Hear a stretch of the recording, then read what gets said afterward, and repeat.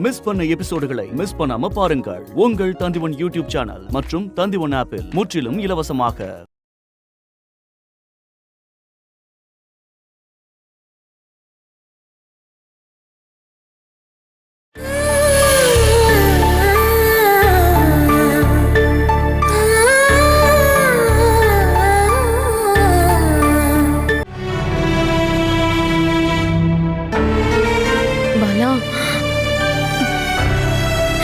பாலாக்கா, வேணுமாமாக்காக பாலாக்கா ஏன் இப்படி அடம் பிடிக்கிறீங்க? கொஞ்ச நாளைக்கு முன்னாடி நீ ஒரு விஷயத்தை என்கிட்ட சொன்னல, புருஷன் எவ்வளவு கொடூரமானவனா இருந்தாலும் ஒரு ஆபத்து வரும்போது கூட இருக்கணும்னு. அதுக்காக உங்க நிலைமையை மறந்துட்டு நீங்க பாத்துக்கணுமா என்ன? வேணுவா அங்க வெளியில கொண்டு போய் படுக்க வச்சப்போ ஆஷா நீங்க தானே இருந்த. இவ்வளவு மனசாட்சி உள்ள ஆளா நீ இருந்திருந்தா அப்பவே நீ தடுத்திருக்கலாம்ல. நான் நிறைய வாட்டி சொல்லிட்டேன்க்கா அவர்கிட்ட. அத்தையும் என் வீட்டுக்காரும் ரொம்ப கோவமா இருந்தாங்கக்கா. நானும் எவ்வளவுதான் சொல்லி பாக்குறது. வேணுக்கு என்ன தண்டனை கிடைச்சாலும் அது ரொம்ப அதிகம்னு நான் சொல்லவே மாட்டேன். அதை விட அதிகமான கெட்ட செயல அவன் பண்ணிருக்கான். அவன் கூட சேர்ந்து இவளும் கஷ்டத்தை அனுபவிச்சுட்டு இருக்கான்றத நினைக்கும் போதுதான் கஷ்டமா இருக்கு. பாலாக்காவ ரூம்ல வந்து தங்குங்கன்னு நான் நிறைய வாட்டி சொல்லிட்டேன். என்னுடைய கஷ்டத்தை நினைச்சு நீங்க யாரும் சங்கடப்பட வேண்டாம். ஒரு பொண்ணுங்கிறதுக்காக குளிக்கிறதுக்கும் ட்ரெஸ் மாத்துறதுக்கும் ஒரு சௌகரியமான இடம் அது மட்டும் இருந்தா போதும். மீதி இருக்கிற எல்லா இடமும் எனக்கு ஒரே மாதிரி தான். காற்றும் மழை வெயில் அதெல்லாம் அனுபவிச்சு பார்த்தா தானே உங்களுக்கு தெரியும். என் மனசையும் உடம்பையும் கல்லா மாத்தின ஒரு வித்தைய அடிபட்டு கிடக்கிறதுக்கு முன்னாடி அந்த எனக்கு சொல்லி கொடுத்திருக்காரு.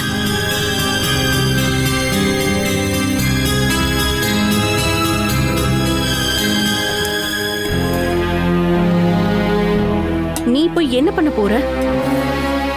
அங்க இருக்கிற அந்த மனுஷனுக்கு சாப்பாடு ஏதாவது கொடுக்கணும்ல. இங்க பாரு, நான் இப்பதான் இந்த வீட்டுக்குள்ளேயே வந்தேன். இதை நான் கொடுத்துட்டு வந்ததுக்கு அப்புறம் நம்ம என்ன வேணாலும் செய்யலாம். வேண்டாம், மத்தவங்களோட உதவி எதிர்பார்க்காம வாழ முடியுமான்னு நான் முயற்சி பண்ணி பாக்குறேன். உங்களுக்கு ஏதாவது தேவைப்பட்டா என்கிட்ட சொல்லுங்கக்கா. எனக்கு அப்படி எதுவுமே தேவைப்படாது. அனிலக்கா, நீங்க உங்களுக்கு போட்டுக்கோங்க. நான் பிளாக் டீ போட்டா நல்லாவே இருக்காது. இது என் வீட்டுக்காருக்கு, நீங்க உங்களுக்கு போட்டுக்கோங்க. அது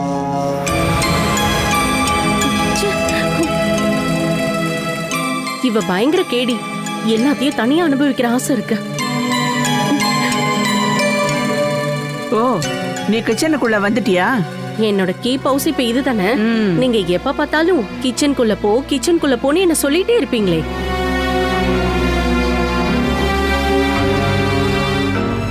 நீ என்ன பண்றதுக்காக காலையில இங்க வந்திருக்க? நீங்க பெத்த பையனுக்கு காலையில சாப்பாடு கொடுக்கணும்ல. அதுக்கு உன் புருஷன் இந்த வீட்டுக்கு ஏதாவது வாங்கி கொடுத்துருக்கானா என்ன?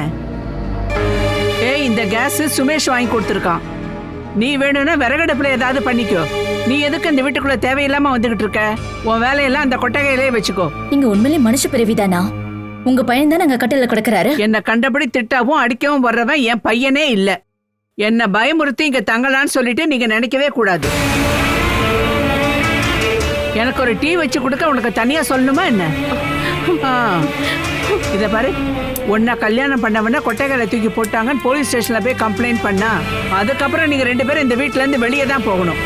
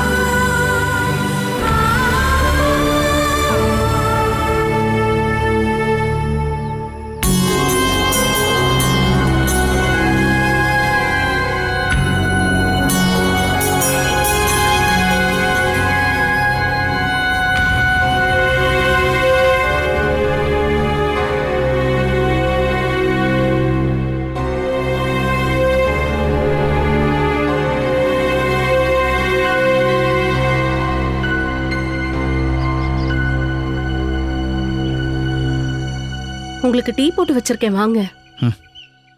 என்ன இப்படி மூஞ்சி நல்லா வச்சிருக்கீங்க? அந்த சின்ன வீட்ல இருக்க உங்க தம்பி என்ன சொன்னாரு? நல்லா கண்டபடி திட்டினா. அவன் திட்டுறதெல்லாம் ஏற்கனவே எனக்கு பழக்கமானதுனால எனக்கு ஒன்றும் இது புதுசா தோணல.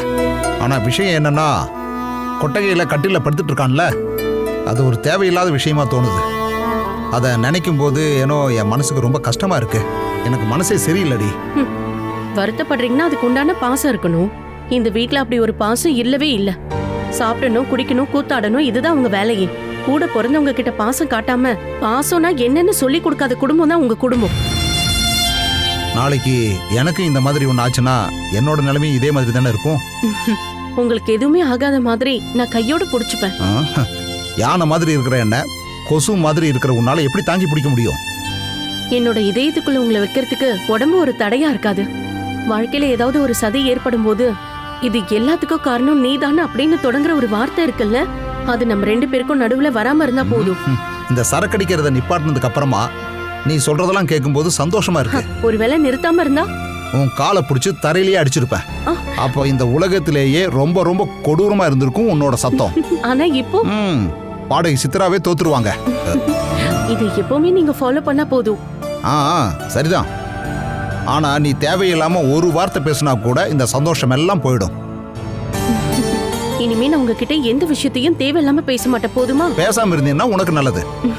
கிண்டல் பண்ணது போதும், வாங்க. இங்க பாரு, நீ ஒரு தடவை போய் அந்த வேணுவை பார்த்துட்டு வந்துடுறீ. பார்க்க போக மாட்டேன், நான் தான் சொன்னேன்ல. ஏய், இங்க பாரு, ஒரே ஒரு வாட்டி காத்து வாங்குற மாதிரி போய் அவனை அப்படியே பார்த்துட்டு வந்துடுமா? வேண்டாம்.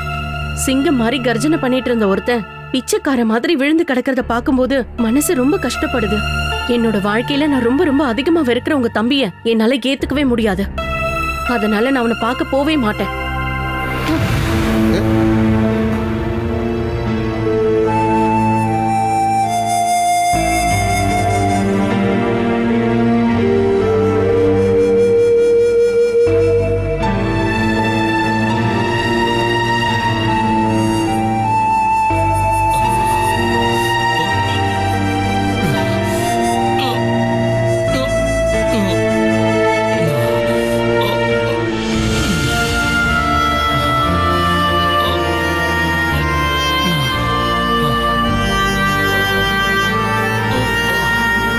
தேவையில்லாம முயற்சி பண்ணாதீங்க.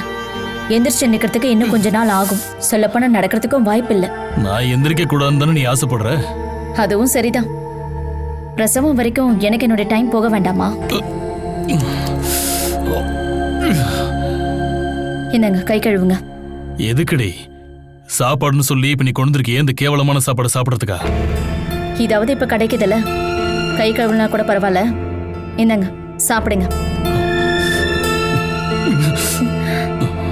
இது நான் வேலைக்கு போய் கொண்டு வந்தது. இதை நீங்க தேவையில்லாம வேஸ்ட் பண்ணக்கூடாது. உன்னோட வேலை என்னன்னு எனக்கு நல்லாவே தெரியும்டி. எனக்கு ட்ரீட்மெண்ட் கொடுக்கறதுக்கும் செலவு பண்றதுக்கும் உங்ககிட்ட ஏதுடி இவ்வளவு பணம்? உண்மையை சொன்னா நீங்க நம்ப மாட்டீங்க. அப்புறம் எப்படி சொல்றது? எனக்கு தெரியணும். நீ எப்படி எனக்கு செலவு பண்றன்னு சொல்லு. என்னதான் ட்ரீட்மெண்ட் கொடுத்தாலும் உங்களுக்கு நோய் குணமே ஆகாது. அப்படிதானே நீங்க நினைக்கிறீங்க? நான் ஆரோக்கியமா இருந்தப்ப நீ எப்படி இருந்தன்னு எனக்கு தெரியும்டி. இப்போ உனக்கு சௌரியமா போச்சுல. இப்படி பேசும்போது உங்க வலிக்கு சுகம் கிடைக்கணும், நீங்க பேசுங்க. நான் பதில் சொல்ல மாட்டேன். நீ சொல்லி தாண்டி ஆகணும். இப்போ உனக்கு வசதியா போச்சு. முதல்ல எனக்கு குணமாகட்டும், அப்புறம் உன்னை பாத்துக்கிறேன். காட்டுல நம்ம எதுக்கு பயப்படணும்னா பலகொண்ட மிருகத்தை பார்த்து. அந்த மாதிரி வாழ்ந்த ஒரு ஆளுடைய மனசு எனக்கு இப்போ நல்லாவே தெரியும். நம்ம வாழ்க்கையோட கஷ்டத்தை பத்தி சொல்லி ஒரு வார்த்தை கூட சொல்லி நான் யார்கிட்ட கை நீட்டி காசு வாங்கல. இப்ப அதுவும் ஆரம்பிச்சாச்சு. பஞ்சாயத்து மெம்பர் கிட்ட போய் 500 ரூபாய் கடன் வாங்கிதான் நான் இது எல்லாத்தையுமே வாங்கிட்டு வந்தேன். அவன் தான் இப்ப உன்னோட புது காதலனா? முதல்ல உனக்கு வேலை வாங்கி கொடுத்தான், இப்ப காசும் கடன் கொடுக்க ஆரம்பிச்சிட்டான். ஒரு பொண்ணு உடம்பளவுல நேசிக்கிறவனை பத்தி மட்டும்தான் நீங்க இப்ப சொல்லிக்கிட்டு இருக்கீங்க. அவள ஒரு அம்மாவா, மகளா, சகோதரியா பாக்குற ஆம்பளைங்க கூட இந்த நாட்டுல இருக்காங்க, புரியுதா? இப்படி எல்லாம் சொல்லி தாண்டி ஒவ்வொருத்தரும் ரகசியமா சந்திச்சுக்கிறாங்க. சொல்ல போனா நான் சொல்றதா உண்மை. ஏன்னா நம்ம கிட்ட எதுவும் எதிர்பார்க்காம எவனும் ஹெல்ப் பண்ண மாட்டான். அப்படிலாம் இல்ல. அது சரி. நான் வேலைக்கு போயிட்டு வீட்டுக்கு வர வரைக்கும் நீங்க யோசனை பண்றதுக்கு இந்த விஷயம் சரியா இருக்கும். இந்தாங்க, நீங்க வச்சுட்டு போறேன். உங்களுக்கு பசிச்சா நீங்க எடுத்து சாப்பிடுங்க. கொஞ்சமாவது ஆரோக்கியமா இருக்கீங்க. தேவையில்லாம பட்னி கிடந்து உங்க ஆரோக்கியத்துக்கு எடுத்துக்காதீங்க.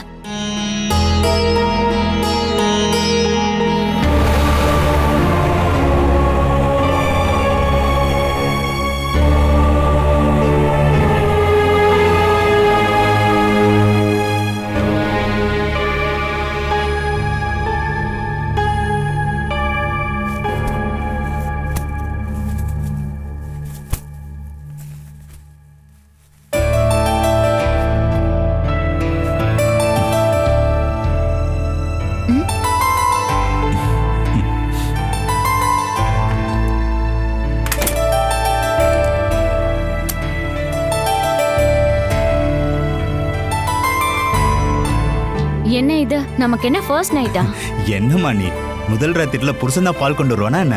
நியூ ஜெனரேஷன்ல சோ ஒரு ட்ரெண்டுக்காக நீங்க இப்படி கொண்டு வரீங்களோன்னு நினைச்சேன். நல்ல சுறுசுறுப்பா இருக்கிறதுக்கு எந்த ஜெனரேஷன் ஆனாலும் தூங்குறதுக்கு முன்னாடி ஒரு டம்ளர் பால் குடிக்கிறது நல்லது. இது குங்குமப்பூ கலந்த ஸ்பெஷலான பால். எனக்கு பால் பிடிக்காதுன்னு உங்களுக்கு எத்தனை வாட்டி சொல்றது? அதத்தான் அம்மா தான் சொல்லிட்டாங்களே.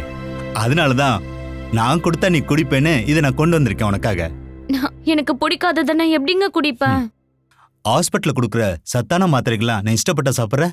அது வயித்துல வளர்ற குழந்தைக்காக சாப்பிடுறேன். ஆனா இதுவும் அதுக்காக தான். தூங்குறதுக்கு முன்னாடி இதமான சுட்டுல ஒரு டம்ளர் பால் குடிச்சோம்னா நல்ல தூக்கம் வரும். பாலை குடிச்சாதாம்மா சத்து கிடைக்கும். தூங்கும் போது எனக்கு எதுக்கு சத்து? எனக்கெல்லாம் வேண்டாம். நீ ஒண்ணு காமெடி பண்ணிட்டு இருக்காத. இந்த பால்ல இருக்கிற கால்சியம் எலும்பையும் பல்லையும் பலமா வச்சுக்கும். இதுல இருக்கிற பொட்டாசியம் நமக்கு மன அழுத்தம் வர விடாம தடுக்கும். எல்லா சத்துகளுக்கும் நிறைஞ்ச ஒரே ட்ரிங்க்ஸ் தான் பால். இந்தா. இத காலையில கறந்திருப்பாங்க. இதை யூஸ் பண்ணாம அப்படியே ஃப்ரீசர்ல வச்சிருப்பாங்க. காலையில வாங்கி ஃப்ரிட்ஜ்ல வச்சு சாயங்காலம் சூடு பண்ணி குடிச்சா அதுல என்ன சத்து வர போகுது?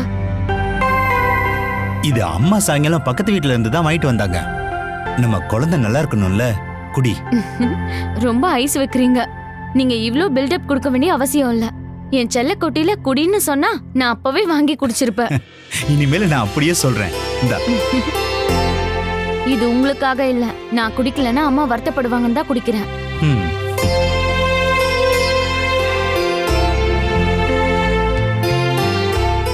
இப்ப சந்தோஷமா?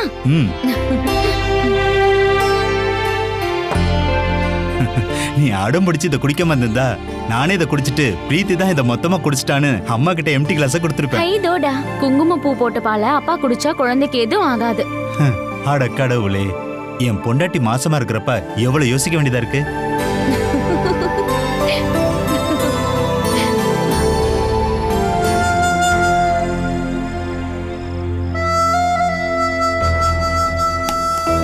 என்ன தண்ணி வேணும்னு சொல்லி குடிக்காம இருக்கீங்க?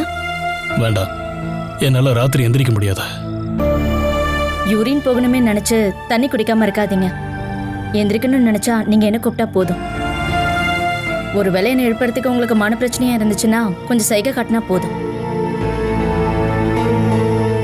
கொட்டாயில இருக்கும்போது சங்கடப்படாதீங்க. இது உங்களுடைய பழைய வீடு தானே.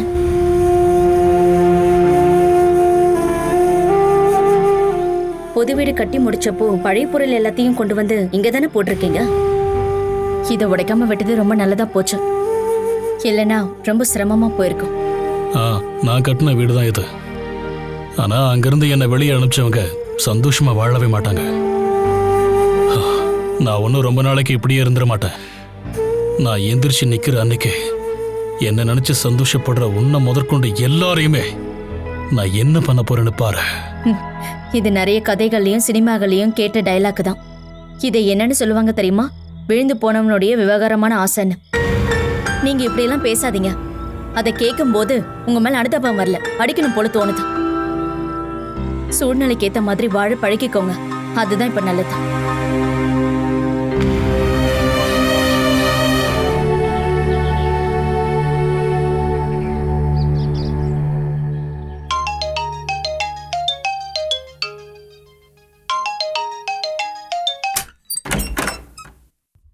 நீங்க என்ன பண்ற? செல்லம் பாத்துடா. புது வாடகை வீட்ல இருக்கிற கிச்சன்ல பண்ண ஃப்ரெஷ்ஷான டீ இது. குடிச்சிட்டு எப்படி இருக்குன்னு சொல்லணும். உனக்கு இந்த வீடு பிடிச்சிருக்கா? அப்படி பிடிக்கிறதுக்கு இது ஒண்ணு நம்ம சொந்த வீடு இல்லையே. சொந்தமா இருந்தா மட்டும்தான் நமக்கு பிடிக்கணுமா என்ன? சுத்தி இருக்கவங்க கூட நெருக்கம் ஏற்படாம இருக்கிறதுக்கு இந்த மாதிரி வீடு மாறது ரொம்ப நல்லது. காருக்கு என்னாச்சுன்னு சொன்னீங்க?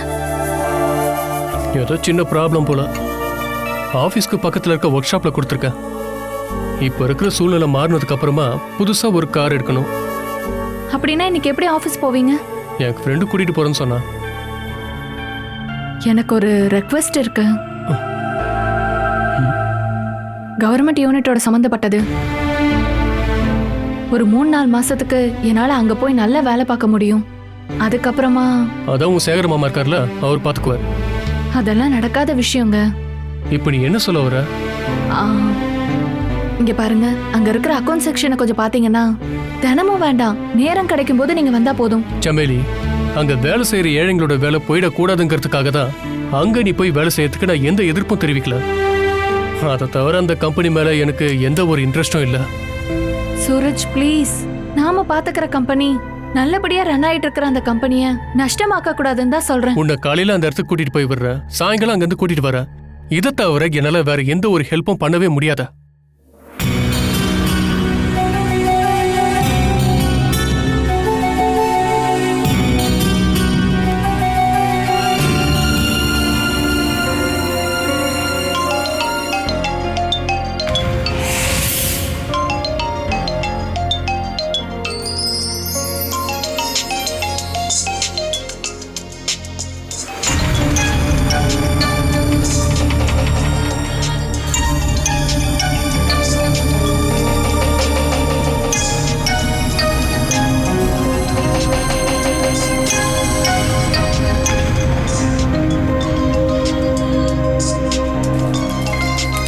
யாரோ கால் பண்றாங்க.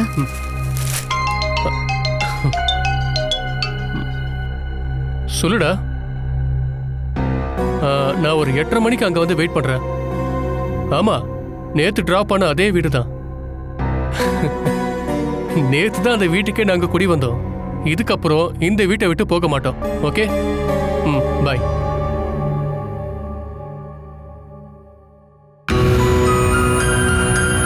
இப்படி நின்று கேட்கறதுக்கு நான் ரகசியமா எதுவுமே பேசலையே. சூரஜ், என்னோட எல்லா பிரச்சனையும் தெரிஞ்சுக்கிட்டு தான் நீங்க மறுபடியும் என்ன கூட்டிட்டு வந்திருக்கீங்க. நீங்க என்னதான் என்கிட்ட கேவலமான கேள்வி கேட்டாலும் பதில் சொல்ல வேண்டிய அவசியம் என்கிட்ட இருக்கு. இப்படி அடிக்கடி தேவையில்லாம பேசுற வார்த்தைகள் இருக்குல்ல, அது வேண்டாம். நான் உங்க மேல வச்சிருக்கிற அன்பையும் ஆதரவையும் குறைக்க தான் அது செயல்படுது. அப்படி குத்தி காட்டி பேச நான் ஒன்றும் சேடிஸ்ட் இல்லை. சில சமயம் உன்னோட அனாவசியமான ஆன்சரை பார்த்து தான் நான் பேசிட்டே போறேன். சாரி.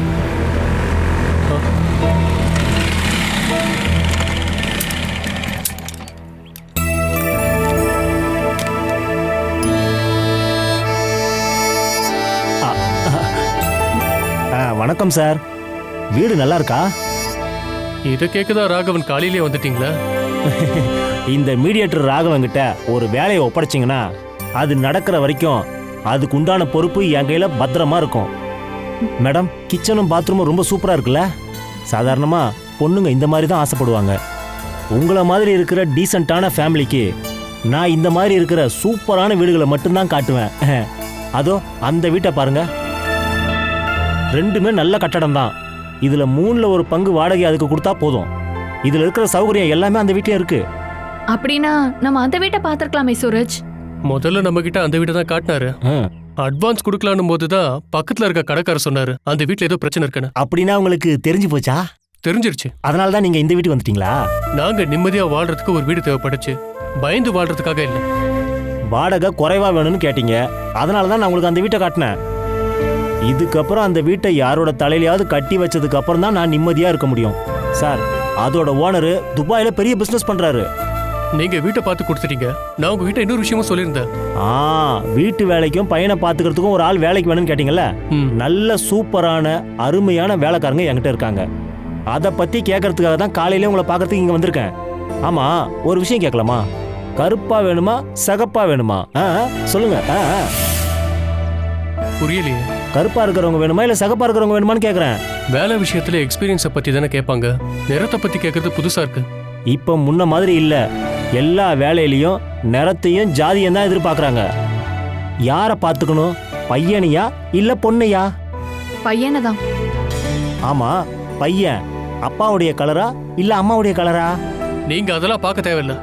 வீட்ல இருந்து வேலை செய்யறதுக்கு ஒரு நம்பிக்கையான ஆளை கூட்டிட்டு வாங்க. அப்படின்னா நாம நம்ம லாலியை கூப்பிடலாம், ரொம்ப நல்லபடியா பாத்துக்குவா. முதல்ல போய் கூட்டிட்டு வா, நல்லா பாத்துக்கிறாங்களா இல்லையா நாங்க சொல்றோம். அது போதும். 2 நாள் பாருங்க, லாலி மட்டும் இந்த ஏரியாவில் நிறைய வீட்டில் வேலை பார்த்துக்கிட்டு இருக்காங்க. ஒரு அட்ஜஸ்ட்மெண்ட்ல அவங்க பார்த்துக்குவாங்க. சரி, அப்படின்னா நான் ஒரு வேலை பண்றேன், நாளைக்கே நான் அவங்கள கூட்டிகிட்டு வரேன். ஓகே? Okay okay. வேண்டாம் வேண்டாம் வேண்டாம், டீ எல்லாம் கொடுக்காதீங்க. டீ வேணுமான்னு கேட்கவே இல்லைல்ல? எனக்கு என்னமோ கேட்ட மாதிரி இருந்துச்சு. அப்படின்னா போயிட்டு நாளைக்கு வரேன்.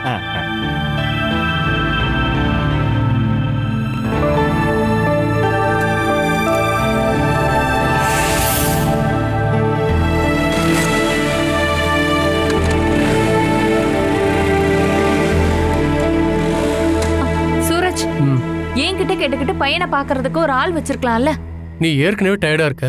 நீ ஏதோ வெளியே காட்டிக்க மாட்டேன்னு தெரியும். இங்க இருக்க வேலையை பாத்துக்கிறதுக்கும் பையனை பாத்துக்கிறதுக்கும் ஒரு ஆள் தேவைப்படுதுல்ல. என் பையனுக்கான வேலையை நானே பாத்துக்கிறேன். அவ இப்போ உன் பையன் மட்டும் இல்ல, அதனாலதான் இந்த முடிவு எடுத்திருக்கேன். அதை நீ ஏத்துக்கிட்டா போதும் சமேலி.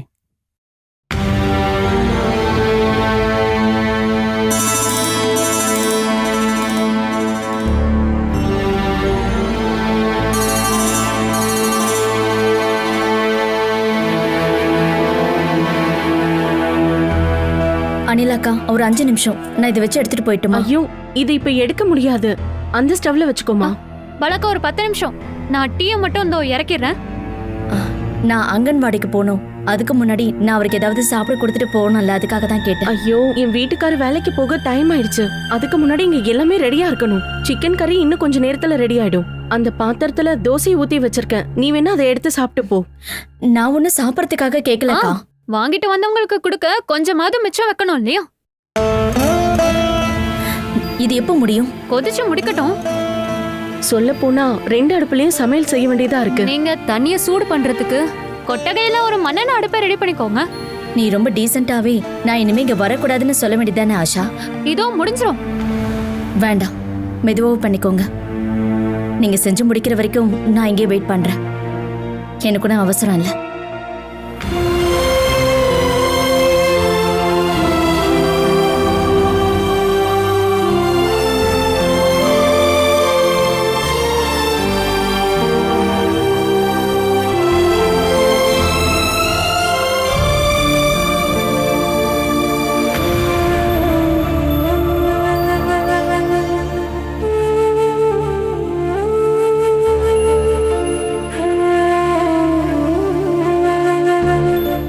Catch us on TV, Thandivan app, thandivan.com and YouTube.